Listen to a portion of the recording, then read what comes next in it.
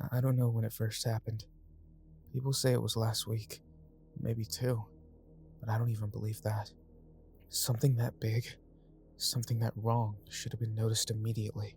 It should have been breaking news. The town should have been in a panic, but no one saw it until they were ready to see it. No one except Remy. She had been drawing for weeks. I found the first picture tucked under the couch, crumpled into a ball. I almost tossed it, but something about the dark swirls of crayon caught my eye. A huge black circle, scrawled in frantic loops, hovering above tiny stick figures. Their faces were stretched, mouths open too wide, eyes pulled upward. "Remy, what is this?" I asked, holding up the picture. She looked up from her cereal, spoon dangling in her hand. "The sky." I frowned. "It's not the sky, baby. The sky isn't black." She shrugged. "It's coming." A chill worked its way up my spine. "What's coming?" Remy just smiled and went back to eating. She drew more of them. At first, I thought it was just a phase. Kids draw weird shit sometimes, but the details got more disturbing. In some pictures, the black circle had tendrils, like it was reaching downward. In others, the people weren't people anymore. Their bodies were long and thin. She drew more of them. At first, I thought it was just a phase. Kids draw weird shit sometimes, but the details got more disturbing. In some pictures, the black circle had tendrils, like it was reaching downward. In others, the people weren't people anymore. Their bodies were long and thin, necks stretched until their heads touched the sky. The worst was one I found taped to my bedroom door.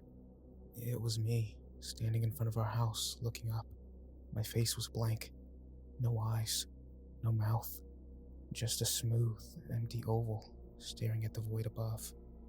I took it down and shoved it in a drawer. Then, the sky changed. I remember standing in the driveway, tossing a bag of trash into the bin when I felt it. Then, the sky changed. I remember standing in the driveway, tossing a bag of trash into the bin when I felt it. A weird pressure in the air, like before a thunderstorm. My ears popped.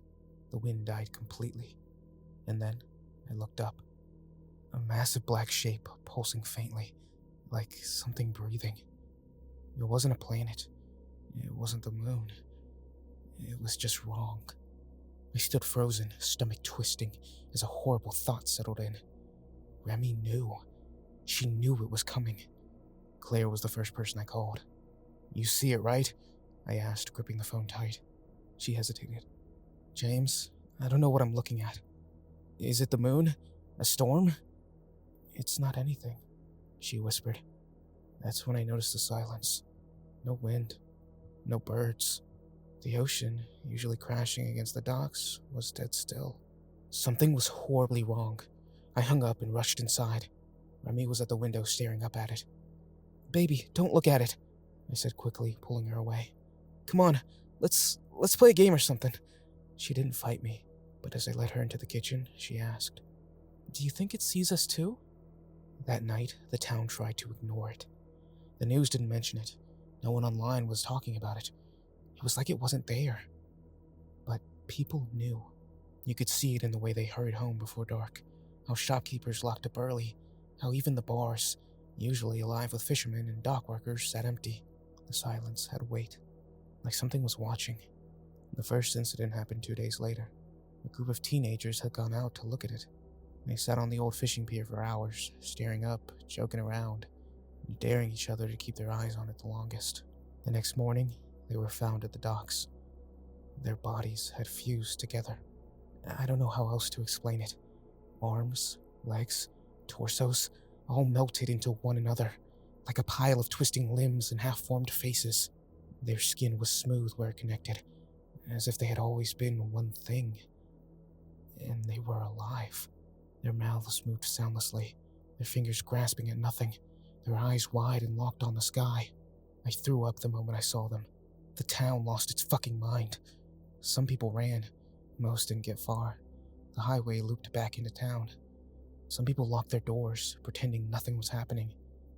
And then, there was the preacher. He stood in the town square, arms raised toward the object. "This is the Lord's work," he shouted. "We are witnessing the descent of God."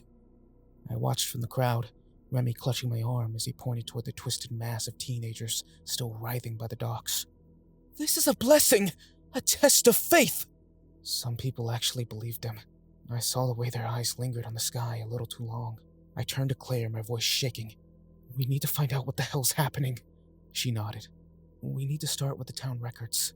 We didn't know it yet, but we were already too late. The preacher's followers stared at the sky for hours. They stood in the town square, motionless, their eyes locked on the pulsing, breathing thing above. The longer they looked, the more their bodies seemed to tremble. At first, I thought it was the cold, but it was something else.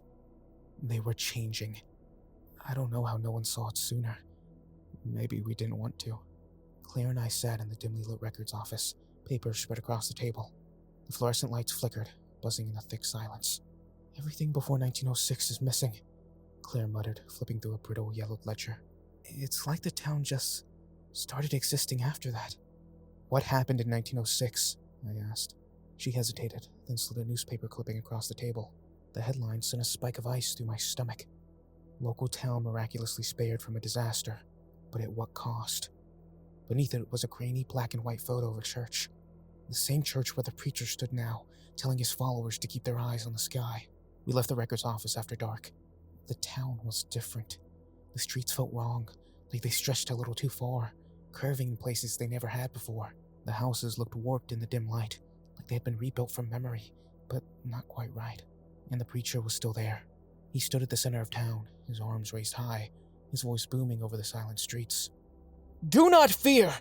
The Lord has come to test our devotion!" His followers stood perfectly still, their heads tilted back unnaturally far.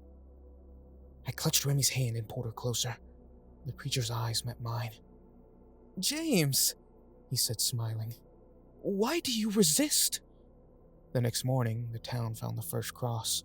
It stood in front of the church, a mass of twisted, fused limbs, arms outstretched, heads tilted back, mouths frozen in silent screams. It was the preacher's first followers. They had been merged together, their bodies woven into each other, forming a grotesque crucifix. And they were still alive. Their fingers twitched, their chests rose and fell in shallow, uneven breaths. Their eyes rolled wildly in their sockets, but they couldn't move. Someone in the crowd gasped. Someone else screamed. The preacher laughed. "This is proof! Proof that we are being blessed!" he cried. His remaining followers didn't run. They knelt in prayer. And that's when I realized we weren't witnessing a cult. We were witnessing a ritual. And it was working. That night, I woke up to the sound of the front door creaking open. I shot up in bed, heart hammering. Footsteps. Soft. Slow. I bolted down the hall and found the door wide open. Cold air rushed in from the dark street. And standing barefoot on the porch, staring at the sky, was Remy. She was whispering. I scooped her up and slammed the door behind me. She didn't fight me. She just kept muttering softly, eyes unfocused. I held her tight, rocking her back and forth, listening. Her voice was low and rhythmic, like a prayer. It wasn't English. It wasn't any language I could recognize, and I wasn't sure if it was meant for me to hear. The next morning, there were more crosses, 5 of them now, lined up along Main Street. The preacher's congregation was disappearing one by one, but they weren't gone. They were being transformed. I didn't go near them, but I knew what I'd see if I did. The twitching fingers, the silent screams. They were still alive, still waiting. But for what? Claire barged into my house that afternoon, looking pale and frantic. "I know what happened in 1906. I swallowed. "Tell me." She hesitated, glancing toward Remy, who sat at the kitchen table, drawing again. I took her by the arm and led her into the next room. She unfolded an old journal. The pages were brittle, the ink faded, but the words were clear. "We made a deal." My throat went dry. "What kind of deal?" Claire flipped to the last page. "To forget." That night, Claire and I started packing. We were leaving. We didn't know where we'd go, but it didn't matter. We just knew that if we stayed, we would forget. Because that was the deal, wasn't it? The town offered something in return for its survival, and in exchange, it forgot. It forgot what happened last time, and it was about to forget again. We had just zipped our bags when we heard the sirens. Screams echoed from the streets. I threw open the window and my stomach dropped. The preacher's remaining followers were changing. Their bodies twisted, skin stretching, limbs merging together in horrific shapes. More crosses rose along the streets, writhing and half-formed. The preacher stood among them, arms wide, smiling. And Remy? She was watching. Her tiny fingers gripped the windowsill, her lips moving silently. I grabbed her and turned away. "Don't look!" She smiled. "It's okay, Daddy." She looked up at me with wide and blinking eyes. "It's almost time." By midnight, the stars started disappearing. Not all at once, just one at a time. I stood in the backyard, staring at the sky, watching as each tiny light winked out. The sky stretched darker, emptier, until one thing remained. The object. It pulsed, breathed, and the town held its breath with it. Claire gripped my arm. "We have to go now." We had packed everything. Food, water, cash. But when we loaded the bags into the car, something wasn't right. The road was different. It stretched too long, winding in directions it never had before. The houses along the street looked off, as if they had been rebuilt from memory. We drove for miles. The ocean should have been to our left, but we never reached it. The old highway should have led us back to town, but it kept looping back. We passed the same streetlights, the same signs. And then, the church. The car skidded to a stop. Claire's hands trembled on the wheel. We hadn't even turned around. The car skidded to a stop. Claire's hands trembled on the wheel. We hadn't turned around. We had been driving straight. And yet, the church was right in front of us. We hadn't left the town at all. I grabbed Remy and ran inside the house, locking the doors. Claire paced the living room, running a hand through her hair. "The town won't let us leave," she whispered. "What the hell does that mean?" I snapped. Claire turned to me, eyes wide, frantic. "I think we're already gone, James. I think we were gone the moment that thing appeared." A long silence settled between us. And then, from upstairs, a soft humming. Remy sat on her bed, rocking back and forth, humming to herself. She was drawing again. My hand shook as I took the paper from her. It was a picture of the church. The object loomed above it, and in front of the door stood a small figure. A little girl. Remy smiled up at me. "That's me, Daddy." We barely slept. The next morning, more crosses lined the streets. They were taller now, bigger.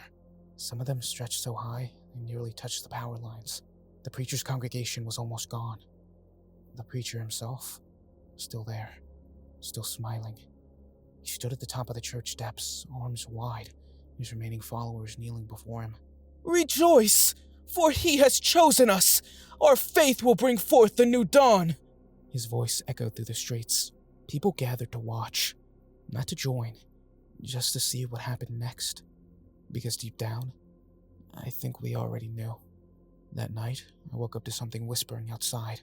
I moved slowly, heart pounding, and pulled back the curtain. Remy was standing in the yard, her face tilted to the sky, her lips moving soundlessly. "Remy?" I said, stepping outside.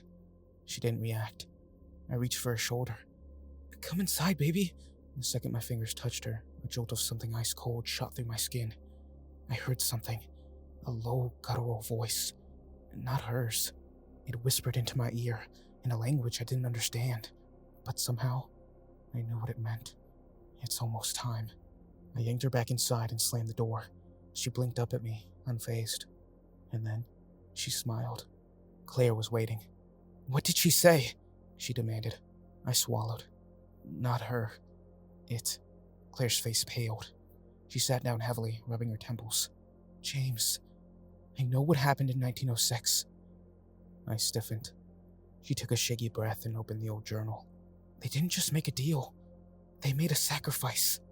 The town was supposed to be destroyed. A storm was coming. A disaster. But the preacher at the time prayed for mercy. And something answered.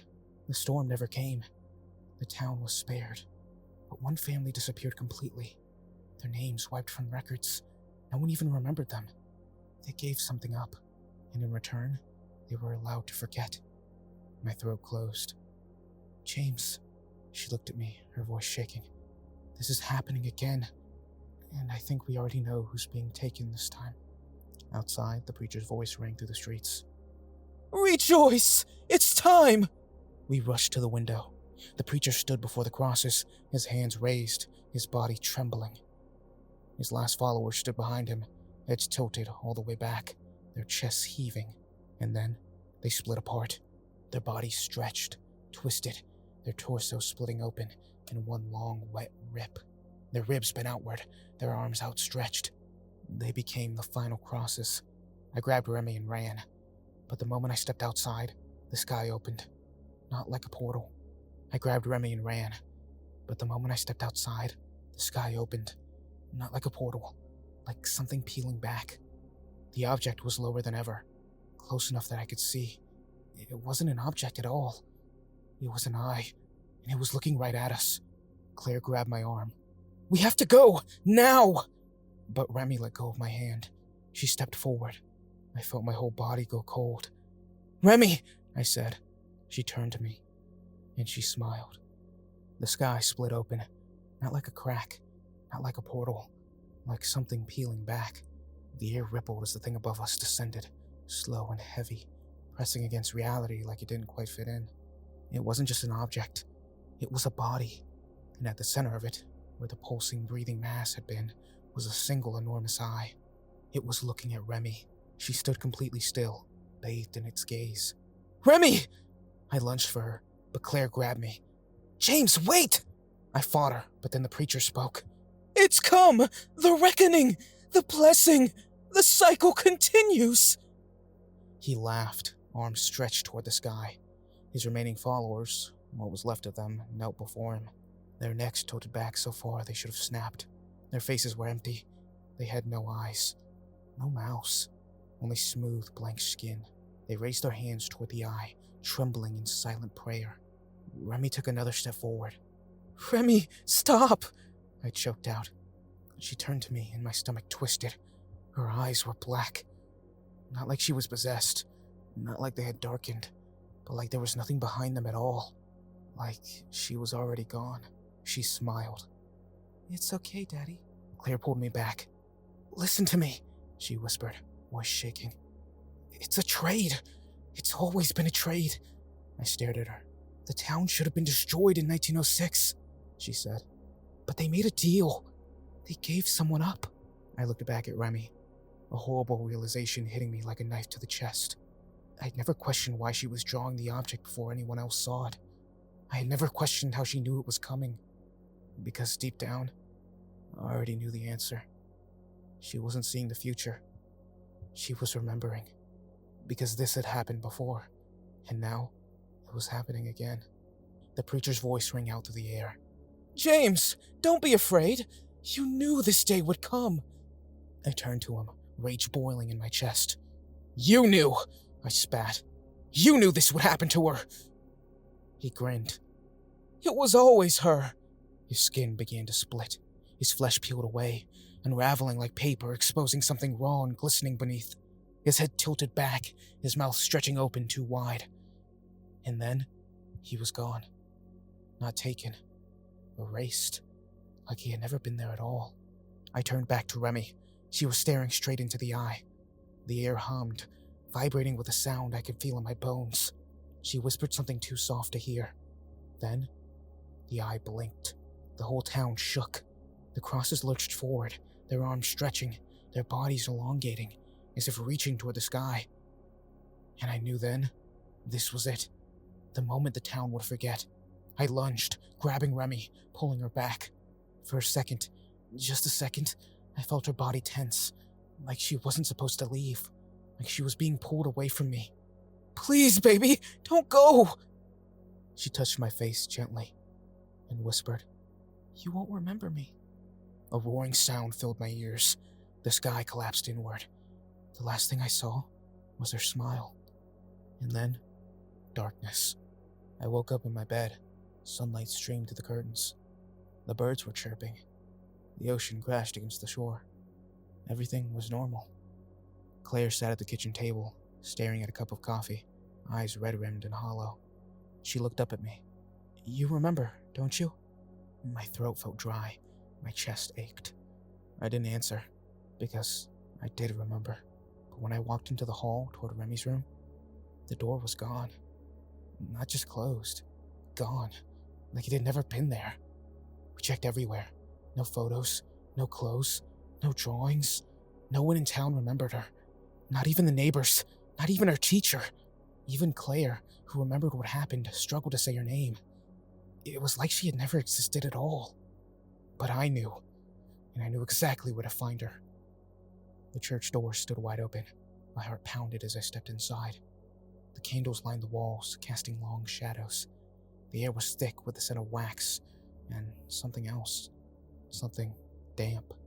And then, at the altar, a child stood waiting. She wore a simple white dress, her hands folded in prayer. Her face was turned away. I took a slow, shuddering step forward. She tilted her head. She turned, and she smiled. "I knew you'd come back,"